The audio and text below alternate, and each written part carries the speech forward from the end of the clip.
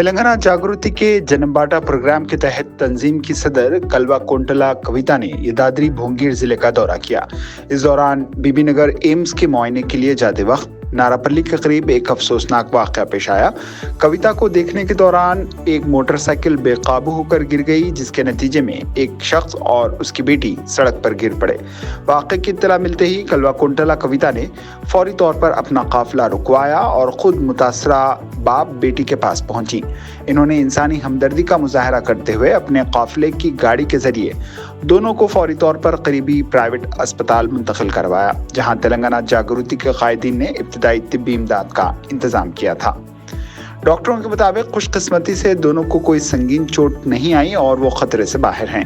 बाद हज़ा मीडिया से बात करते हुए कलवा कोंटला कविता ने कहा है कि जन्मबाटा प्रोग्राम के तहत अब तक 16 अजला का दौरा मुकम्मल किया जा चुका है और ये इत्मीनान की बात है कि तंजीम की मदाखलत से कई अवामी मसाइल हल हो रहे हैं। इन्होंने बीबीनगर एम्स के मुआयने पर शदीद तशवीश का इजहार करते हुए कहा है कि अफसोसनाक तौर पर वहाँ इमरजेंसी अद्वियात तक दस्तयाब नहीं है।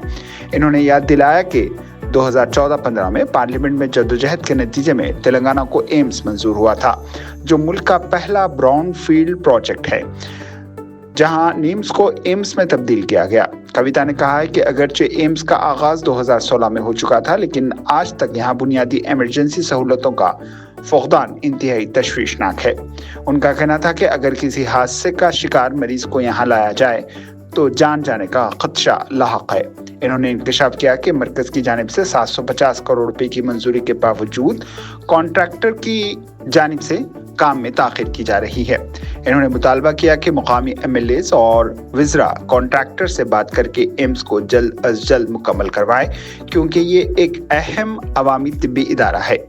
इसके बाद भोंगीर के रायगिरी इलाके में RRR मंसूबे से मुतासरा अवाम से मुलाकात करते हुए कलवा कोंटला कविता ने कहा है कि यहाँ के अवाम माजी में 6 से 7 बड़े मंसूबों के लिए अपनी ज़मीनें कुर्बान कर चुके हैं और अब एक बार फिर RRR के नाम पर इनसे ज़मीनें लेने की कोशिश की जा रही है।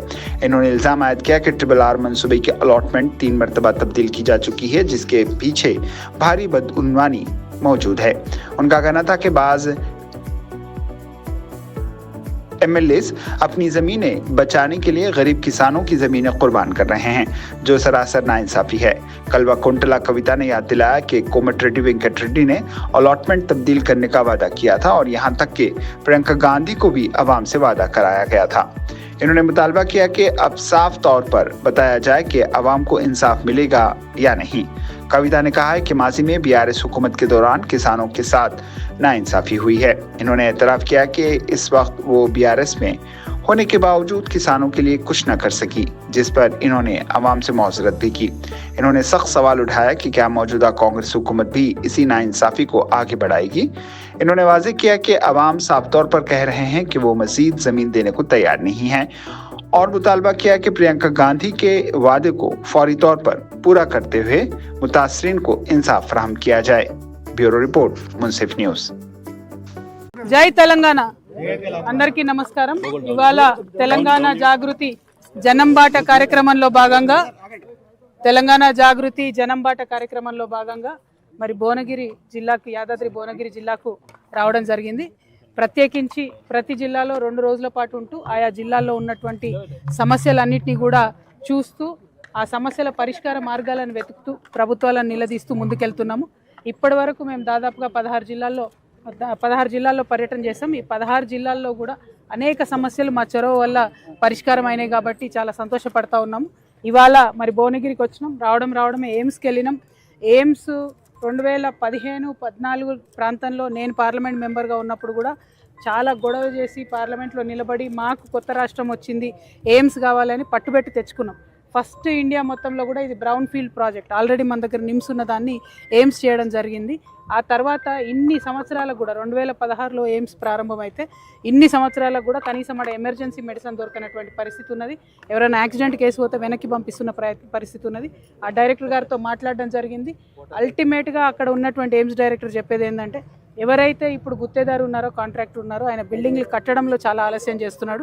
కేంద్ర ప్రభుత్వం నుంచి 750 కోట్ల రూపాయలు ఇదివరకే వచ్చినాయి, ఇంకొక 450 కోట్ల రూపాయలు ఎస్క్రో అకౌంట్లో ఉన్నాయి। అయినా సరే కాంట్రాక్టర్ ఆలస్యం చేస్తున్నాడని చెప్పిన ఈ జిల్లాలో ఉండేటటువంటి ఎమ్మెల్యేలకు మంత్రులకు నేను రిక్వెస్ట్ చేసేది ఒకటే, దయచేసి ఆ కాంట్రాక్టర్ అనేటటువంటి వాడు తొందరగా అది ఫినిష్ చేసేటట్టు చూడండి, లేకపోతే ఎయిమ్స్ ఉంది కదా అని అక్కడ పోయినా కూడా ప్రాణాలు పోయే పరిస్థితి ఉంది.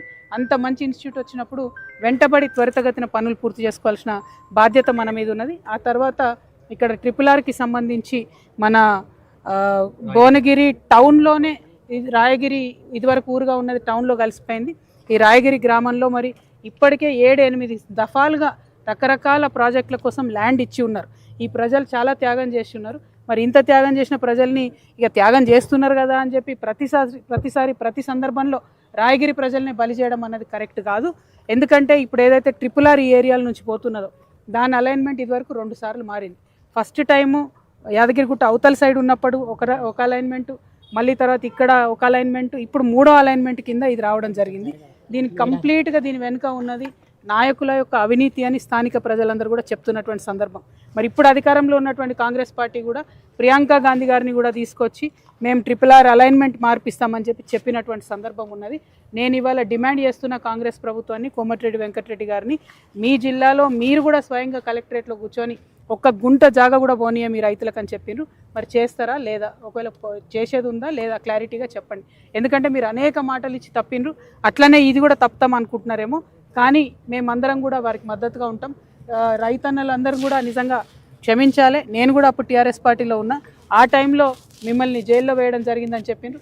మరి అప్పుడు జరిగినటువంటి అవినీతి వాస్తవానికి నా దృష్టిలో లేదు. ఉండుంటే అప్పుడు కూడా మీ పక్షాన్ని నేను నిలబడేదాన్ని అనే విశ్వాసం నాకున్నది.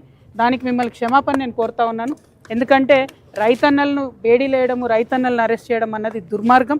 అది కూడా కొంతమంది ఎమ్మెల్యేలు వారి భూములను కాపాడుకోవడం, అరెస్ట్ చేయడం అన్నది మరింత దుర్మార్గం. ఆ దుర్మార్గాన్ని ఇప్పుడు కాంగ్రెస్ పార్టీ కొనసాగించదలుచుకుందా అన్న విషయం మాత్రం వెంకటరెడ్డి అన్న చెప్పాలి. ఖచ్చితంగా కోమటిరెడ్డి గారు నేను డిమాండ్ చేస్తున్నా, ఏదైతే మాట మీరు ఇచ్చారో, మీ నాయకురాలు ప్రియాంక గాంధీ ఇచ్చారో నిలబెట్టుకోండి. ఇక్కడ రైతులు భూమి సస్యమీర ఇయ్యమని చెప్తున్నారు, భూములు ఇచ్చేదే లేదు, అలైన్మెంట్ మార్చాల్సిందే అని పట్టుబడతా ఉన్నాం. మరి దానికి ప్రయత్నం చేయవలసిందిగా మంత్రి గారిని నేను డిమాండ్ చేస్తున్నాను. Thank you. జై తెలంగాణ.